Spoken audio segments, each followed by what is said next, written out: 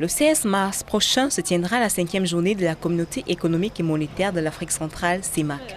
En prélude à cette célébration, les institutions spécialisées se mettent en branle. À Yaoundé, au Cameroun, le CEPAC, entendé Comité inter-État des pesticides en Afrique centrale, a organisé le jeudi 14 mars dans ses locaux 6 à Bastos une journée porte ouverte. Présidée par la directrice générale Catherine Azouyangui, elle a également vu la participation du commissaire en charge du département des infrastructures et du développement durable, Hassan Adoumbakit, qui n'a pas manqué de donner ses impressions.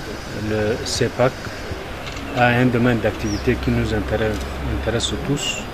Il s'agit de notre santé, de notre environnement et de notre biodiversité.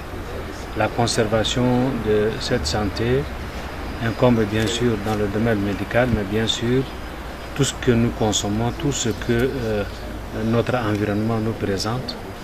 Et c'est un vaste domaine et les activités qu'entreprend le CEPAC dans ce domaine sont suffisamment bien maîtrisées scientifiquement.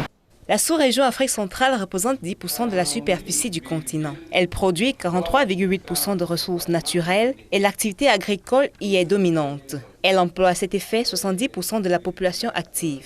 Paradoxalement, les importations en produits alimentaires restent importantes. Elles se chiffrent à 385 milliards de francs CFA par an.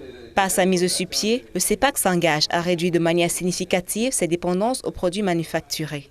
À cet effet, il s'emploie à assurer l'autosuffisance alimentaire dans la sous-région. Cela passe par l'homologation, la réglementation, le contrôle, le conseil et la veille phytosanitaire. Le service d'homologation consiste donc à donner les agréments des produits, par exemple les insecticides ou les herbicides utilisés dans la protection des plantes. Vous voyez que les aliments que nous consommons, les ananas que vous consommez dans les marchés, on utilise les pesticides, donc les produits pour les protéger contre les insectes ou encore augmenter leur rendement. Donc ces produits-là ont des effets aussi négatifs. Et pour cela, il faut les contrôler, il faut les filtrer. Donc c'est nous qui donnons les agréments afin que ces produits-là soient commercialisés dans la sous-région.